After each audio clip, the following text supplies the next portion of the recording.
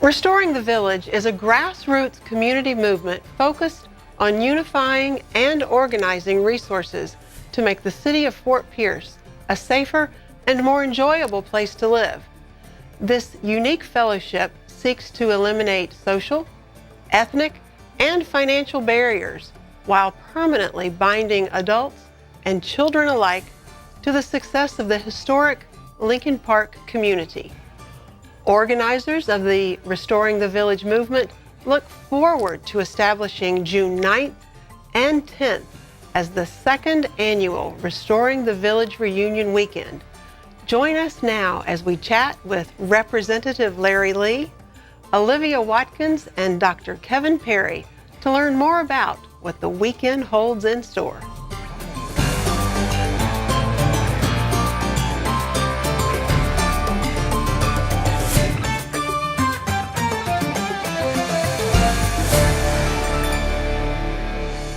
Representative Lee, Olivia Watkins, Dr. Kevin Perry, it is my pleasure to have all three of you here with me today because Restoring the Village is an exciting event that we have coming up in June. Yes. And this is the second annual Restoring the Village weekend.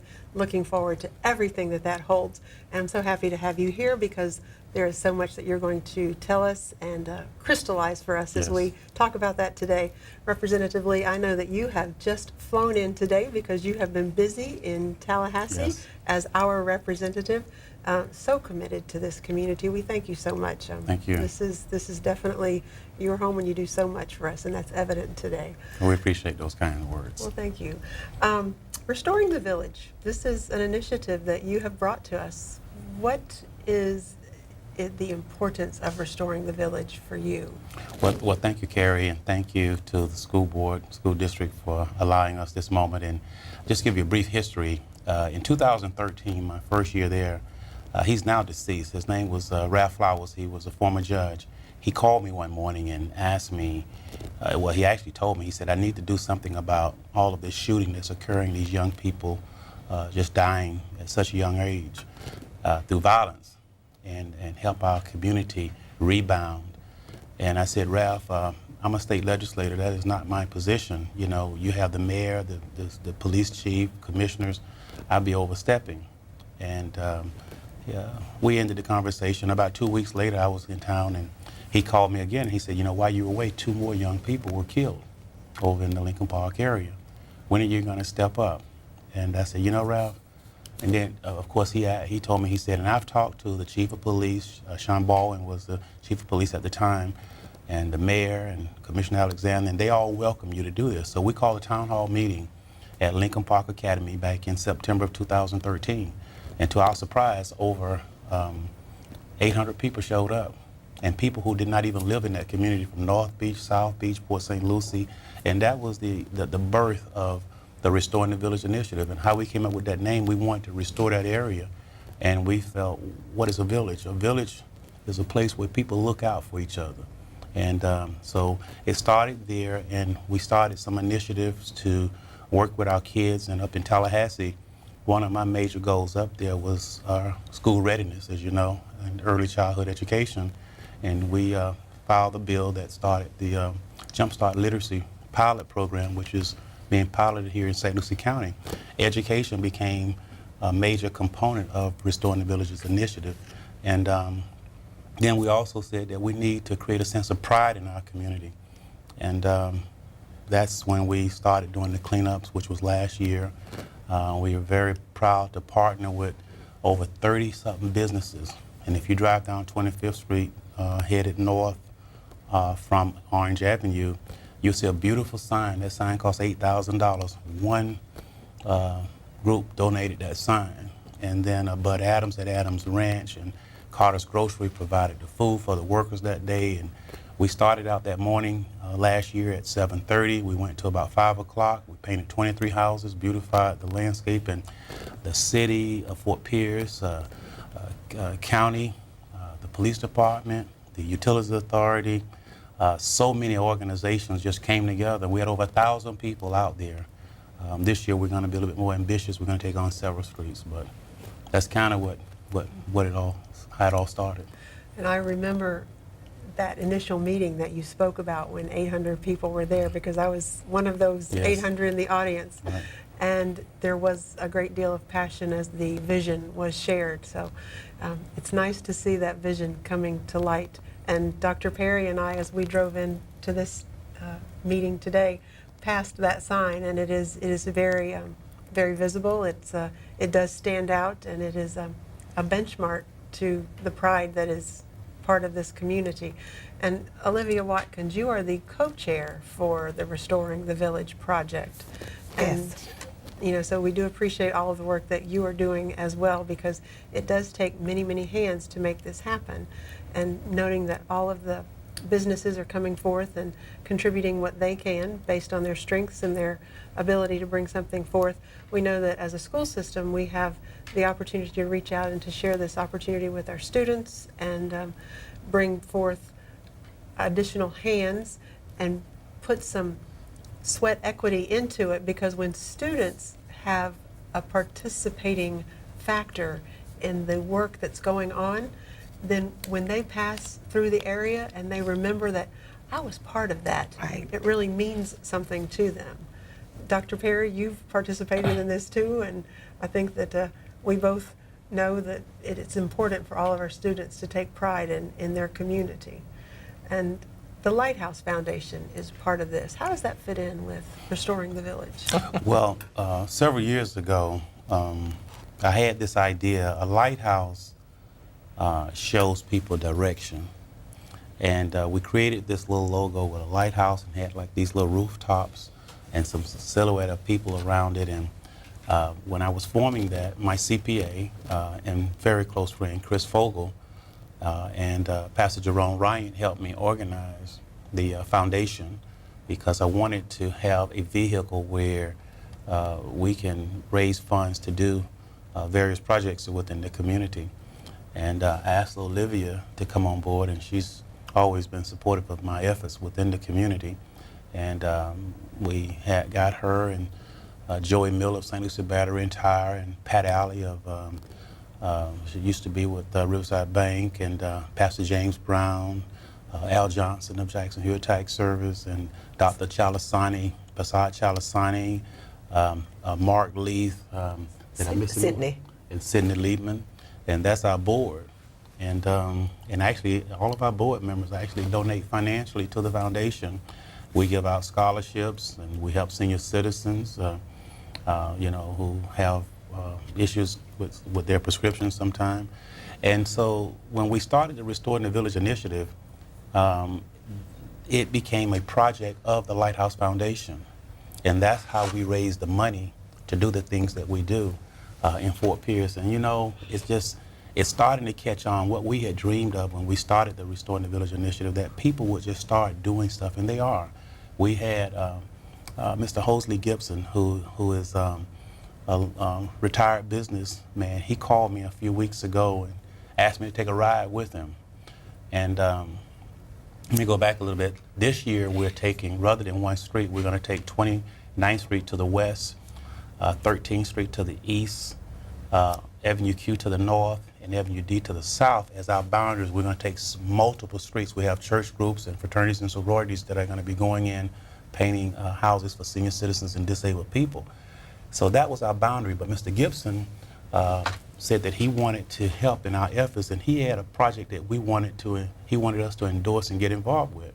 Well, there's a cemetery that the majority of the blacks in St. Lucie County are buried in called Pine Grove Cemetery. And when you go in that cemetery, there's no paved road. It's just like coquina rock with potholes. And he had this vision. He wanted to see us take on that, pave that road, and put up a nice sign. Even though it's outside of our boundary that we're going to do, he stepped up and he paid $12,000. And I was in Tallahassee Wednesday. And my sister called me. She said, "Larry, they're paving the road." Already. So they're paving the road, and we're going to be putting up signs. But that's what we were hoping, Carrie, that the people will see what we're doing. Mm-hmm. We have many of our relatives are buried in that cemetery. So they are part, even though they're deceased, their souls are there, and they're part of the village. And I'm just so happy. I told Olivia I never dreamed it would get to be as big as it is, and if someone would have told us last year, we would have been happy to have 300 people. But we had over 1,000 kids, were there adults. We had black, white, Hispanic, All races. just all races. It was just, it was America at its best. And this year we're expanded. And actually what happened, Florida A&M University and Bethune-Cookman College, your alma mater, and Edward Waters College. In 2019, I've had the pledges of Dr. Robinson at Florida A&M University, Dr. Jackson at Bethune-Cookman, and Dr. Glover at in Jacksonville at Edward Waters. They're going to be doing a Restoring the Village initiative modeled after Fort Pierce the same time next year, so it'll be going on in other cities in Florida, but it all started right here in Fort Pierce. Outstanding. All right, so Representative Lee, I've been around you long enough that whenever you talk about an initiative, it's big. You have a vision that is broad and it is deep. And you've talked about some of the work that's gone on, some of the physical structure that's gone on. But there's so much more to what Yes. you have established, because you plant the seed in the people.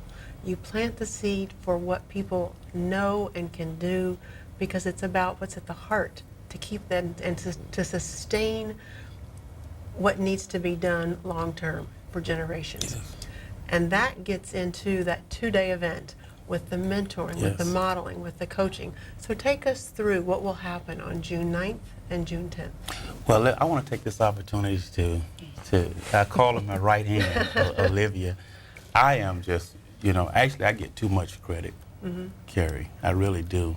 But it's people like Olivia, Mark Leith, Dr. Passat Chalasani, Dr. Chris Taylor, and Shelby, and my niece Keisha Hershey. Should start not call names, but it's just so many people, and I'm so blessed. I told Olivia the other day, I said, I just feel so blessed. You come up with an idea, and they just take it and run with it. And even while I'm up in Tallahassee, I joined them. Just because I'm in Tallahassee for the last almost 60 days, I've been in Tallahassee, and they have their meetings, but they accommodate me by allowing the meeting to occur at 9 o'clock on a Thursday night and allow me to call in. But because I'm away, it doesn't stop. And I'm just blessed to have, them. And I'll let Olivia tell you about how we're going to kick this thing off on Friday with the education component, because she's been right in there with Shelby and Dr. Taylor and Keisha and others with the planning of that.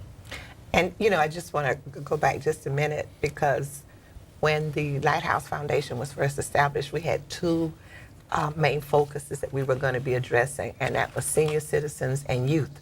So Restoring the Village has actually, being a project of the Lighthouse Foundation, it has actually encompassed those two, because we are helping still our senior citizens by we're going in and doing their homes and what have you. And now with the second annual initiative we're doing, we're involving our kids even more. Now last year on that Friday, and we're very grateful to the school district because they allow us to use Lincoln Park Academy as the site to hold these events on Friday. And last year we were able to have that event there.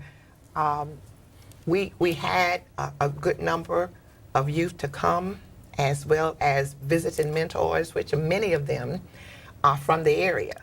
We're having them to come back to their home, their community, to the Lincoln Park Village where they got their start, and having them to come back and be role models and to share some of their success stories with our upcoming youth.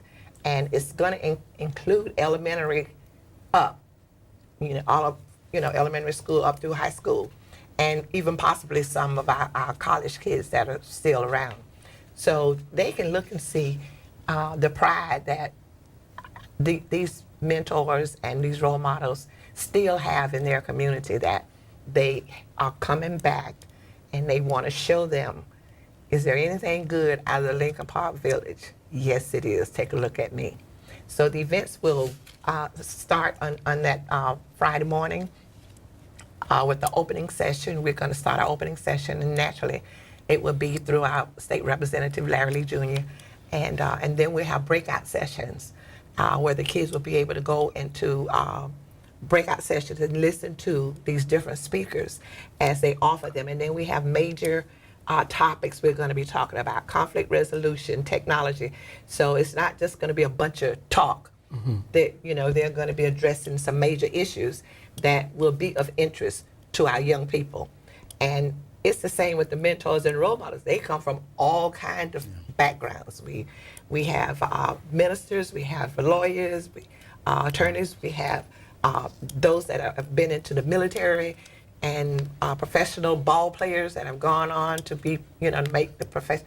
You know, our kids, that is one of the things that so many of them are interested in their sports. And of course, we want them to know they need a little bit more than the sports. And that's something else they're going to share with them. I was talking to one of our professional ball players as well. I just want them to know that, yes, you can go and you can play ball, but your ball profession won't last forever. You're going to have something else to fall back on when you finish maybe those 10 years or so that you're going to be doing in sports. So right now, that's going to be the basis. We're going to provide lunch for them. We want to also thank the Children's Services Council because they're working along with us as well. A lot of the daycare centers, we're going to try our best to have some of the sorority and fraternity youth groups to come. The Boys and Girls Club will be groups that we'll have, and they're going to be busing them in, and they're going to make like a field day of it for the groups. If the summer programs, they have a lot of field trips, so some of them are just going to incorporate coming to Lincoln Park that day for their field trip.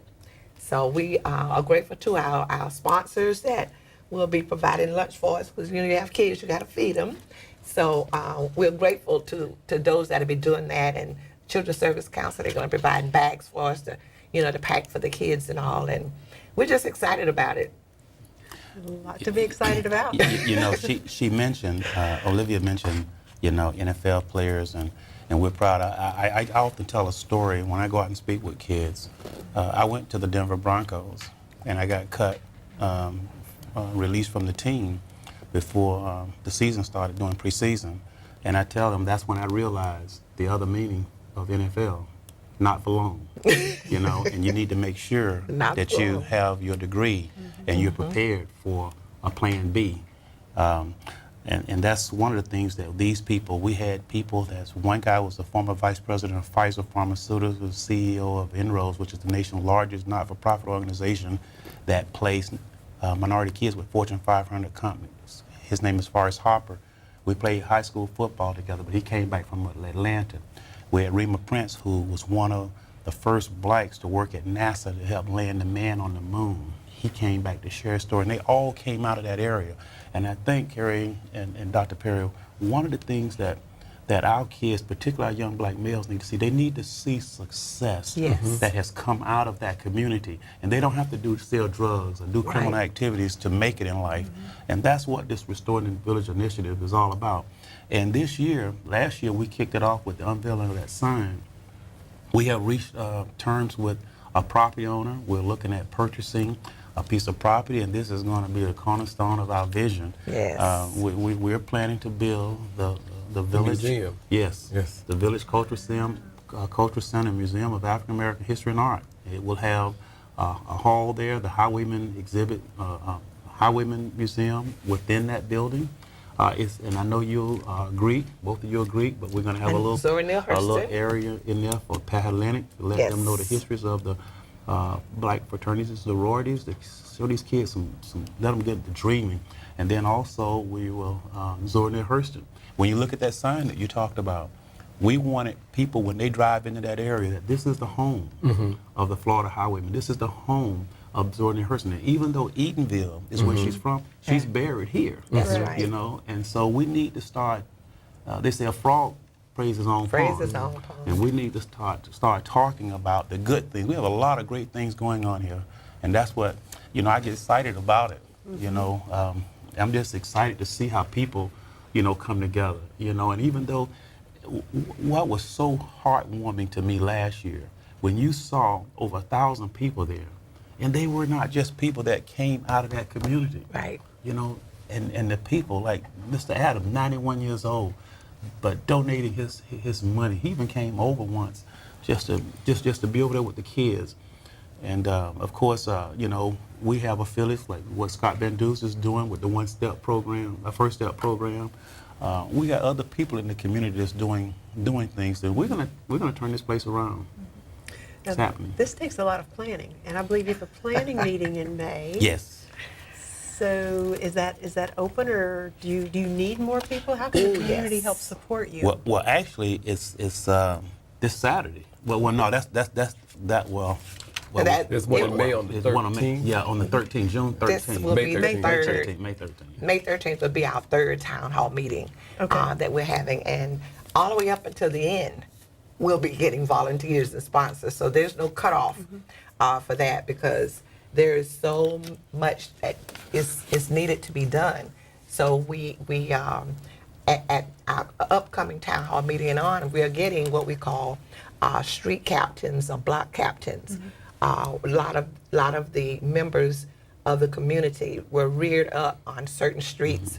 For an example, Larry was reared up on Avenue O, The best. the best. And of course, Mark Lee wouldn't agree with that, because Avenue he N. came off Avenue N, and he would say that would be the best neighborhood. But so these are some of the people that we're getting to be captains for their street and be responsible or spearheading for contacting other members in that area where they grew up to come out and be a part of the cleanup.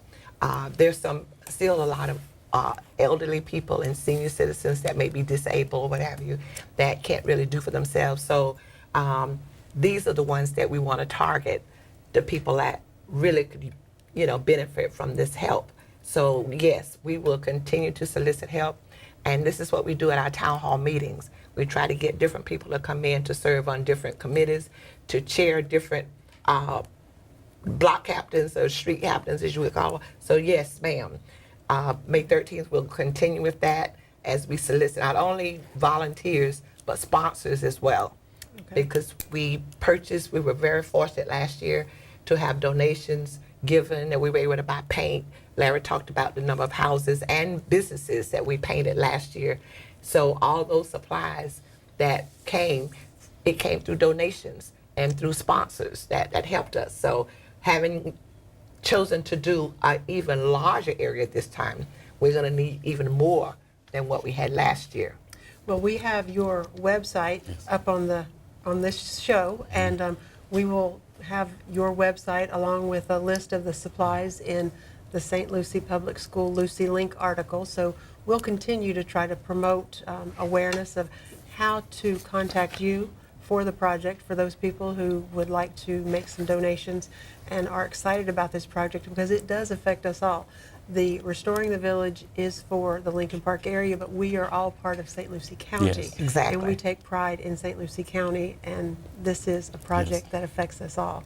And we have many people that were reared in that area but no longer live there. Correct. They live Okay. all over the county and outside of the state and all over. So you may not be living in that particular area right now, but you're still a part. Absolutely. And that's why we're asking people. And as Larry was saying, it was just so rewarding to see how everybody just came together. I think that really has blown so many people's mind, including us, because we did that. I'm grateful we have. I work with Larry with the Lighthouse Foundation, and when we started with Restoring the Village, one thing he didn't state, that Restoring the Village expanded way beyond here. He and Scott Van Duzer had an opportunity to go to Missouri. Yes. And when they had all that shooting, and Larry, you forgot to mention Right. about that. There's a Restoring the Village initiative that is going on there now through their efforts. Right. In Ferguson, Missouri, Scott and Van Duzen and I and some others, we flew out there, and they were impressed with what we were doing. So they started a Restoring the Village initiative in Ferguson, Missouri. And up in Vero Beach, Guilford, Freddie Wolford and Teddy Floyd, they have a Restoring the Village there. So it's really catching on. I don't think we mentioned Friday night, did we? I don't believe you No, did. we didn't. We did. Well, Friday, Friday. you know what's going on Friday night, right? Well, Friday night is the big celebration that's going to happen at the Lexus dealership. Yes. I think it starts at 6:30. Yes. Yeah. And we're so grateful to them too. Lexus cleans out their showroom and open it no charge and opens it up. Now that's outside of the village. Lexus dealership is on Midway Road in US 1. But because they believe in our cause, they are one of our sponsors by opening up their building. And I just want to say to Mr. Perry too, what other ways do you think the school district is going to be able to help us out? Well, Carrie, I'm sure was going to allude to, I think we have been a partner Yes. with Yes. Restoring the Village since day one. Day one. Right. And I think it all is an outgrowth of that African proverb that says it takes a village to raise a Yes. child. And I know all of us grew up in what we call the village, where Miss Lucille on this side of the street and Miss Florence on the helped raise that child. And that's why we talk about others stepping in to support what's going on with children. And even though the public school building, our office is not located in that section, I think we, just like the Lexus dealership, outside the village, but we're connected as Right. members Yes, that's of right. the greater village Right. because the village really extends further to all persons, all walks of life. But we have schools that are located in the village area. Exactly. One of those is Lincoln Park. Yes. We work with you to use Lincoln Park as one of the meeting places, the initial Yes. Right. That's right. meeting place. And I'm Yes. sure that relationship will continue. The Thank you. event on June 9th occurs at Lincoln Park Academy as well. And then we utilize those social media kinds of outlets. We have communications with our principals and with our students so that we can spread the word about those things that are happening, like the event on June 9th, because it reaches our children, which are your children, Right. so it's all of our children Yes. at All one of That's time. right. Exactly. And it is our community. It is That's our- right. St. Lucie County is a wonderful place to live, It is. to learn, And a To beautiful work place. and to play. Yes, absolutely. And Carrie, I know we're about out of time, but I just want to give a special thank you to our Superintendent of Schools, Wayne Jant, to you, Dr. Perry, the entire school board. That's what it takes. Like you said, it takes a village, and the school board is definitely a part of this village in a big way. He Well- is definitely supportive of this. Yes. And we want to involve our children and our schools. And Representative Lee, we have to thank you too because we know that you're on the front line fighting for children and for education in Tallahassee. And that goes a long way as we support each other in this fight to make things good and right for all of us. And we thank you so much. Again, I know you flew in today and making this a priority. It means so much to us. We Yes. appreciate everything that you do. So thank you, Carrie. That's all for our show today. Thank you for joining us. And remember to follow us, like us, and watch us on our social media. And remember to keep your eye on St. Lucie.